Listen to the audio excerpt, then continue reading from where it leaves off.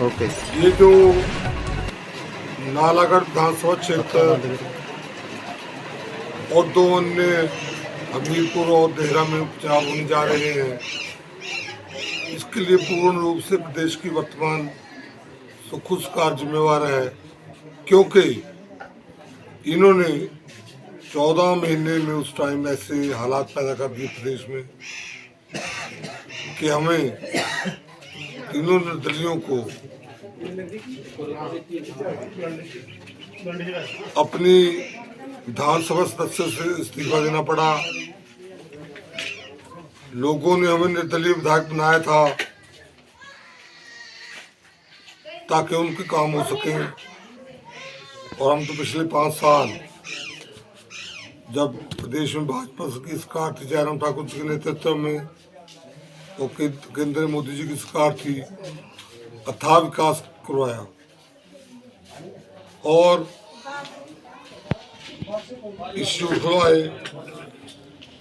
विकास के 500 करोड़ से ज्यादा प्रोजेक्ट स्वीकृत करवाए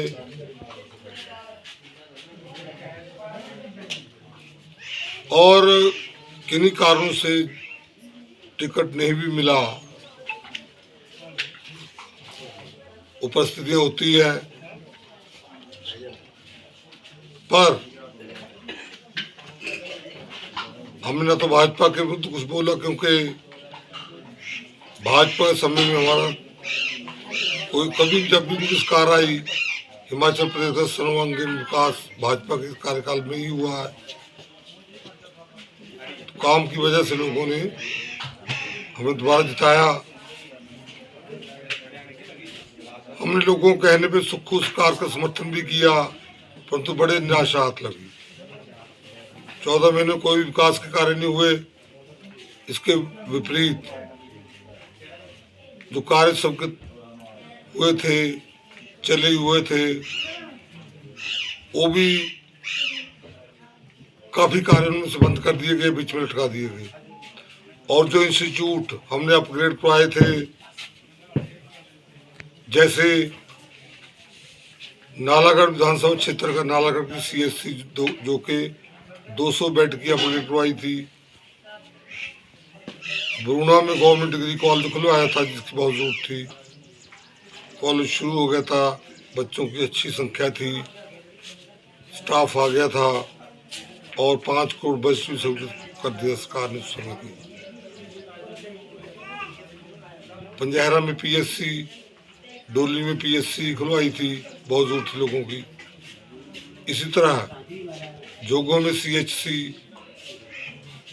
और राम शहर में BDO ऑफिस, बहुत लंबी डिमांड थी बहुत समय से। कुआन कनौला में ITI और जमराड़ी क्षेत्र में आयुर्वेदिक हॉस्पिटल।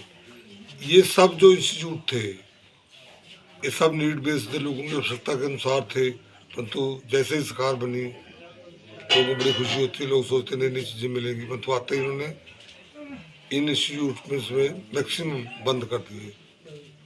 सिर्फ हम 21 स्कूल जो जयराम ठाकुर सरकार से हमने लिए थे, फंक्शनल थे, वो बचा पाए। वो भी ये कहकर कि 15 अप्रैल तक का टाइम दीजिए, क्योंकि ये स्कूल जो फंक्शनल हुए मिड सेशन में हुए, संख्या इसलिए बच्चों की कम है, और अगर 15 अप्रैल तक बच्चों की संख्या पूरी नहीं हुई तो बेशक बंद कर देना।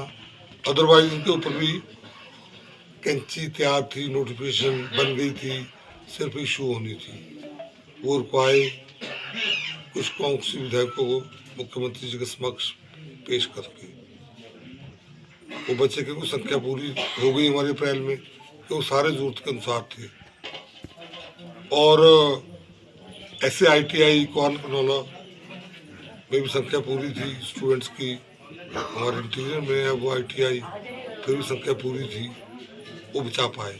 बाकी जितने भी इंस्टीट्यूट थे सब बंद कर दिए गए। त्राही हो गई, लोगों को मायूसी छा गई। उसके बाद हम बार बार मुख्यमंत्री जी को मिले कि हमें इनको दोबारा शुरू कर दीजिए।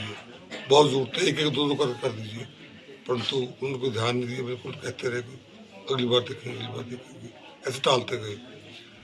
इसी तरह BBNDA जो है हमारे क्षेत्र का, दून और नारायणगढ़ विधानसभा क्षेत्र का मैदानी क्षेत्र है, उसके 50 करोड़ एवरेज हर साल स्वीकृत होता था बीजेपी सरकार में, जिससे हम विकास कार्यक्रम होते थे। 23-24 का बजट 2 लाख था, हम पूरे चाहते थे पूरे साल कि इसको बढ़ाइए, परंतु नहीं हुआ। उसके बाद 2024-25 का बजट हमने प्लानिंग मुद्दा रखा और हमने उसके बाद बजट पेश होने से पहले भी 4-5 दिन तक लगातार माननीय मुख्यमंत्री के संपर्क में रहे, परंतु जब बजट पेश हुआ तो बजट था 0। तो ऐसे हालात पैदा हुए, तो इसलिए ये सब कारण है, और भी आगे बताएंगे। ये सब कारण है कि हम सोचा कि ऐसे विधायक रहकर जनता का कार्य कुछ कर नहीं रही है, तो इसलिए ऐसे इंडिपेंडेंट विधायक रहकर हमारा कोई औचित्य नहीं है। हम ऐसे नहीं है कि 2,10,000 रुपया वेतन लेते रहो, काम जनता का ना करवा पाए, तो ऐसे हालात हो गए, हमारा कोई काम नहीं करना सरकार ने। इवन जो विधायक निधि से स्वीकृतियाँ हुई थी लास्ट के 3-4-5 महीनों की, उसकी RTGS या चेक भी नहीं इशू किए गए ब्लॉक डेवलपमेंट ऑफिस को। तो इन सब कारणों से दुखी होकर, अन्य कारण उसके बाद बताएंगे, आज क्योंकि इतना ही है, तो इन शब्दों के साथ मैं स्पष्ट करना चाहता हूँ कि जो वर्तमान सरकार है पूरी तरह से फ्लॉप है, फेल है, जनता के विरुद्ध है। धन्यवाद।